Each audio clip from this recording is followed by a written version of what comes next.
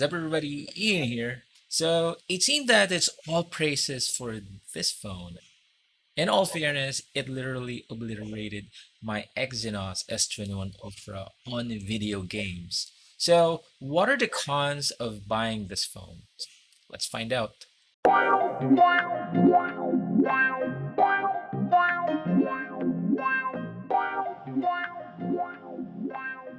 Let's start with the build quality.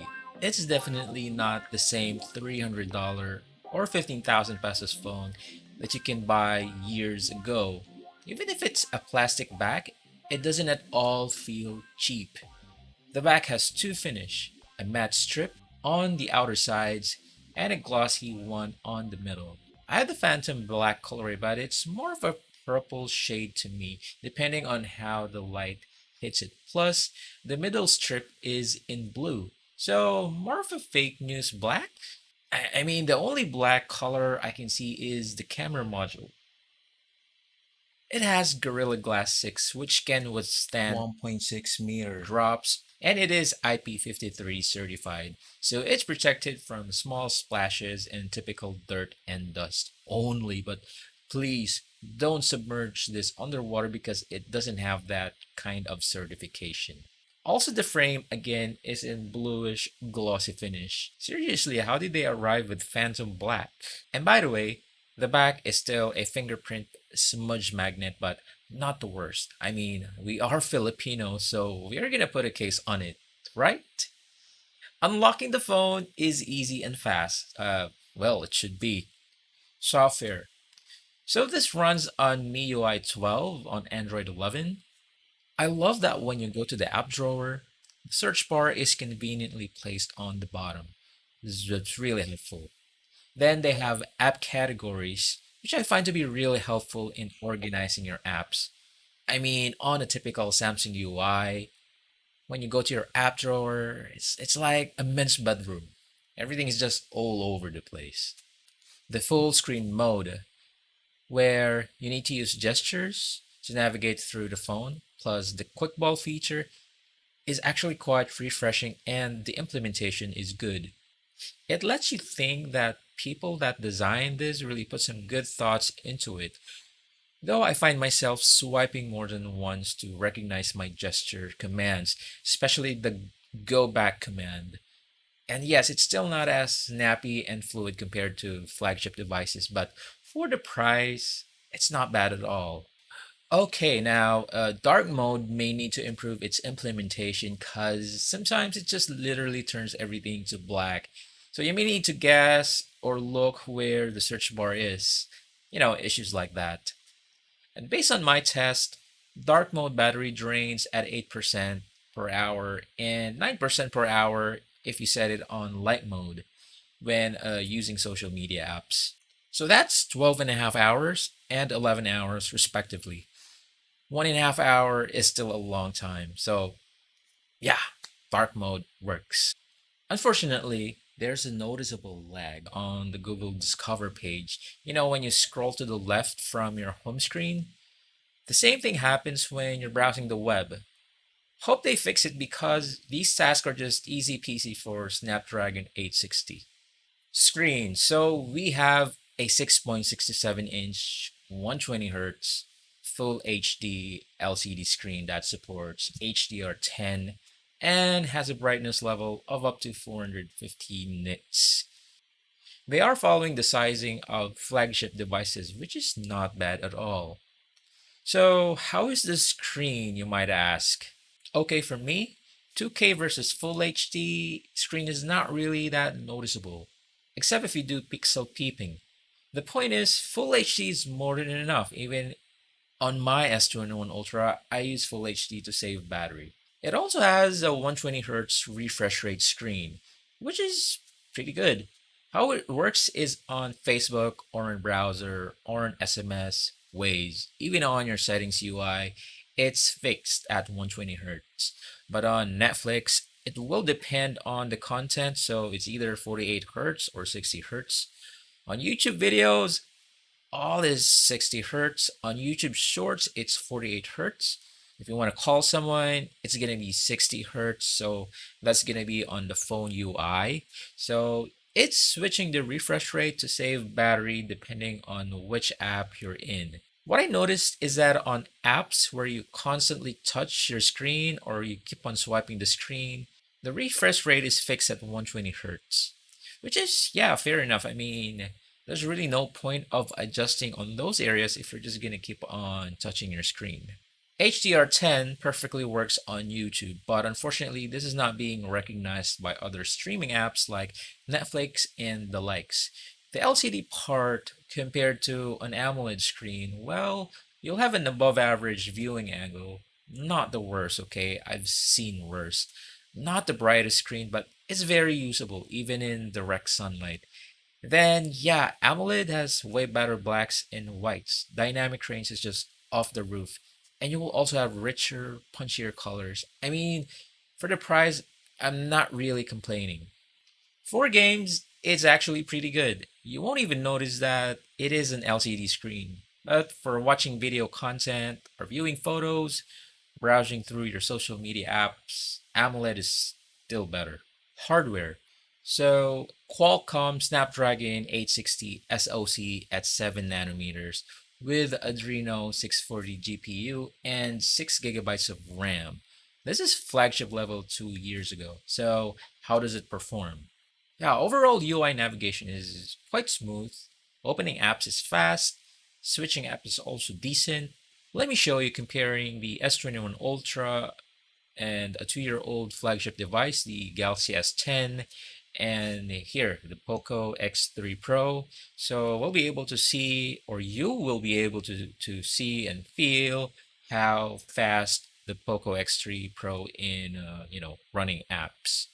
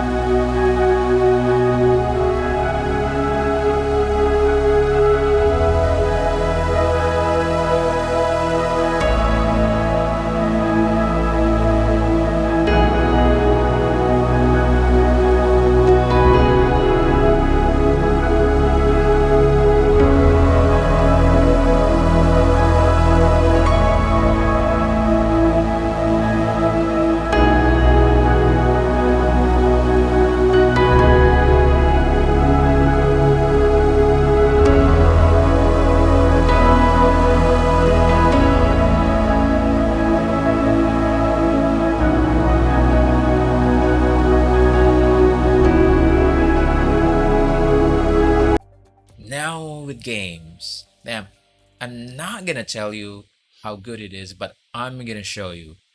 Well, I've collected these data and will be showing specific metrics to properly show you how good it performs. All right, so our first test here is with 3D Mark Wildlife. This benchmark focuses on the graphical power of your mobile devices. So the Poco X3 Pro got a decent score of 3,447 and is quite close to the Galaxy S10, a 2-year-old flagship device, and the S21 Ultra is just way ahead, scoring more than 5,000 points. The Poco X3 NFC is a bit left behind with its Adreno 618 GPU and is 75% slower than the X3 Pro. With that data alone, you can already tell that the X3 Pro is a worthy upgrade. By the way, we have two categories here, the single test and the stress test, where it runs 20 times over and over. So this data will help us identify if your GPU is thermal throttling. So what it means is if the GPU gets too hot when you use it for a long time, it will downclock, giving you lesser graphic performance. So the S21 Ultra lost 300 points when I ran the stress test. Not like with the X3 Pro, where it only lost 4 points. What it means is even if you play for a long time, you won't lose any performance here.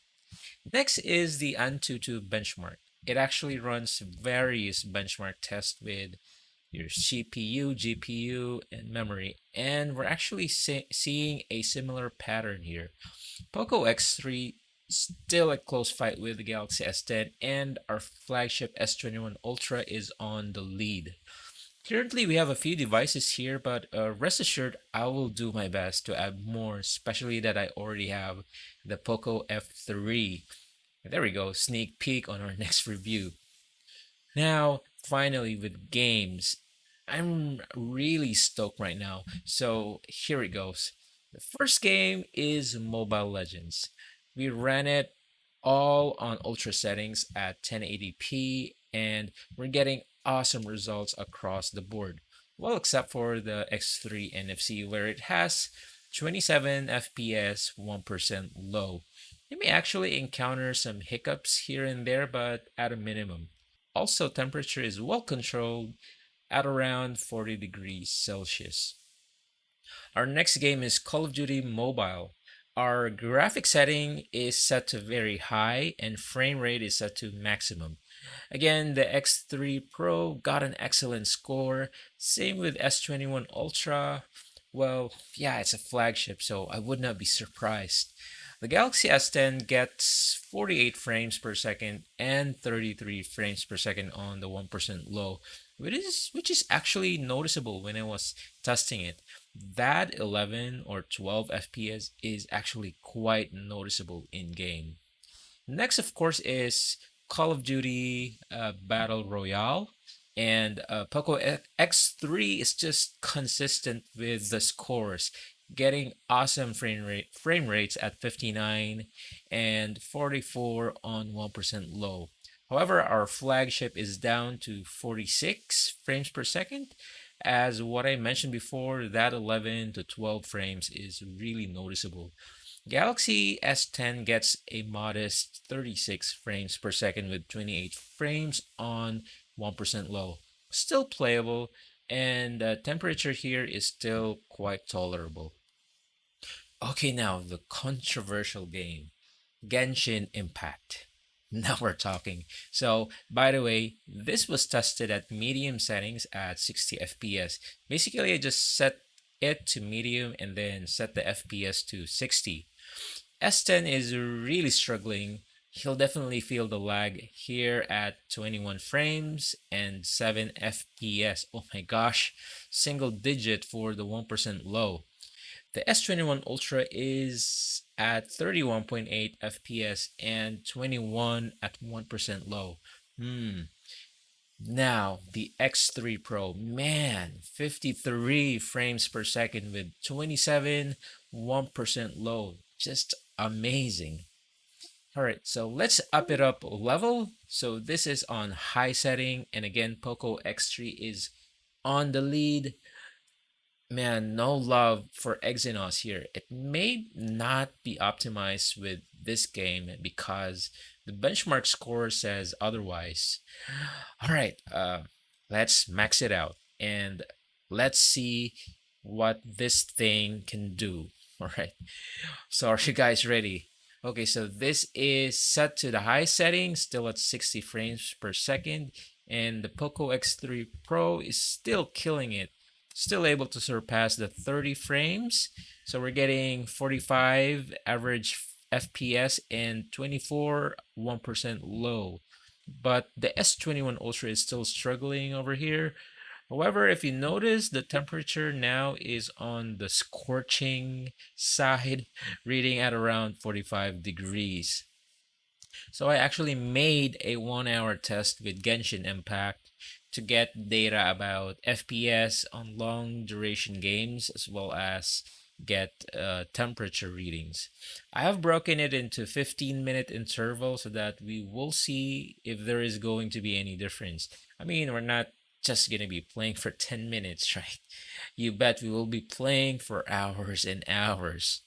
So average FPS is playing at around 38 throughout the game, but the 1% low gets lower as you play longer. The front glass temperature reads steady at 42 degrees, so this is actually where you control the character's movement, while the back part near the camera goes up till 45 degrees Celsius. I'm using the phone without a case. I don't know if it's just me, but your hand seem to adapt to the heat. Where if you play for 1 hour, it feels like it's kind of tolerable, you know. But if you let your phone touch your arms or maybe your stomach, it's actually gonna feel scorching hot, man. Because that's like 40 to 45 degrees. And also, one more thing, on my first test, I just let the game run and, put the phone on a stand. I was getting really high temperatures. It even reached 47, 48, and I was only getting 32 frames per second. I think that your hand works like sort of a heat sink. So the heat actually gets transferred to your hand instead of staying into the phone's chassis. So yeah, just something to take a note on. Easy solution is just to use a case or a gaming pad, right? Problem solved. I'm just shocked how it outperformed my S21 Ultra, which cost around 5 or 6 times more. Like, seriously. But then again, this is all in stock settings. Based on my research on Exynos chips, you will need to do a lot of tweaks like, disabling the game services, setting it to 60 hertz refresh rate to get the most out of it. But the Poco phone, you just need to sit and play. Also, the 240 hertz sampling rate is quite a complementary feature, especially on gaming.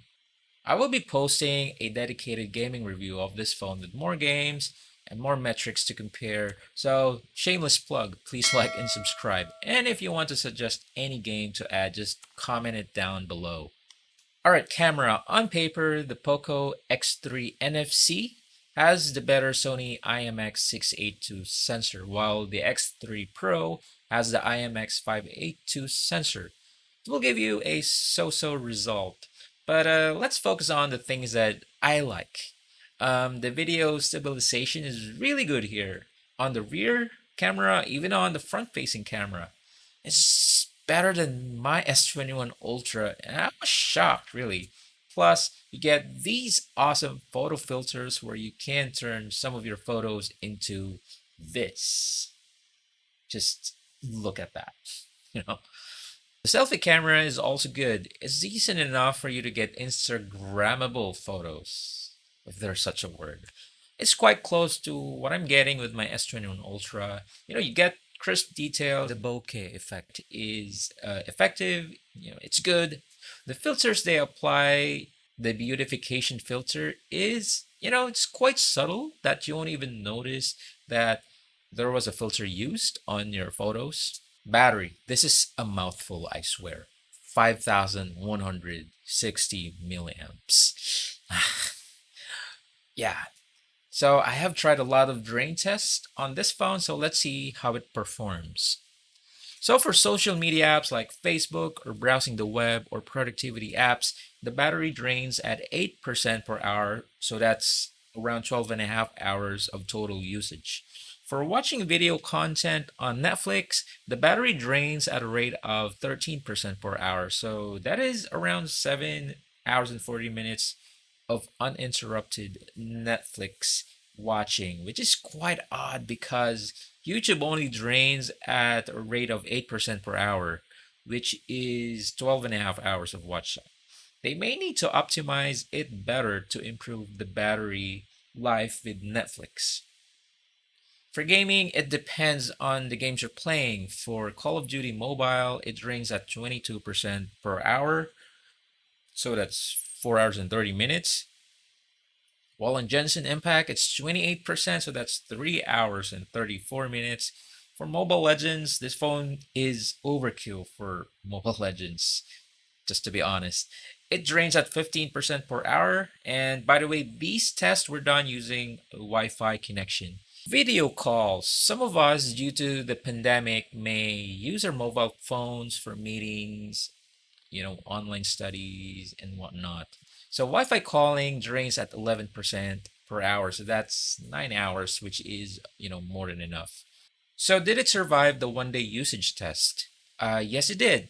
So from morning at full charge, I did my usual task, mostly productivity with, little gaming, video calls, was using the camera. It did last for 24 hours. It's good. It's good. Also, charging the device from 0% takes 1 hour and 30 minutes, which is quite far from the 59 minutes that they advertise on their website. I've seen other users experience this as well. So, conclusion. These are the things that I like. I love it that it's very affordable. It's an excellent phone for gaming. The GUI is quite intuitive. It has stereo speakers. It has headphone jacks, micro SD slots, and it also comes with a charger. Good, good stuff. And these are not really cons, but these are the things to look out for on high demanding games like Genshin Impact. It sort of heats up, but please consider that it's quite powerful SoC, plus you're going to put a case on it which should alleviate the heating issue. But again, it does not overheat. So if you're coming from an AMOLED phone, you might be a bit off with the LCD screen. But again, for gaming, it's good enough. Also, there are random times where it dims the backlight for no reason at all, whether if you're just browsing on your social media apps, or you're playing games, or you're watching some videos. Kind of irritating. I mean, yeah, one of the things is that the screen is not really that bright, and the software is just dimming it more. So, another one, Google Discover is laggy, as well as browsing the internet through Google Chrome. The phone is smooth, but it's not consistent on all areas, which ruins the 120 hertz buttery smooth, the thing that this phone is offering. All right, so is it worth it? Well, it depends. If you're buying this purely just for games and you don't mind the LCD screen, yes, it is worth it. Especially if you buy it on sale. I actually got mine for 11,000 pesos, or around $220. And it's just mind blowing for the gaming performance that you're going to be getting. And 6 gigabytes is more than enough for games, and you can just buy a micro SD for additional storage. If you don't play video games and mostly watch Netflix or YouTube videos, then it would be better to get an AMOLED phone. The similarly priced Redmi Note 10 is a very good alternative. If you're expecting to get the best camera, no, this is not the phone for you. All right, so that's the end of the video. I actually have a message for you guys. I mean, just wait for it. Subscribe, Zajuka! Get it? By the way, Ian again here from Biscuit TV.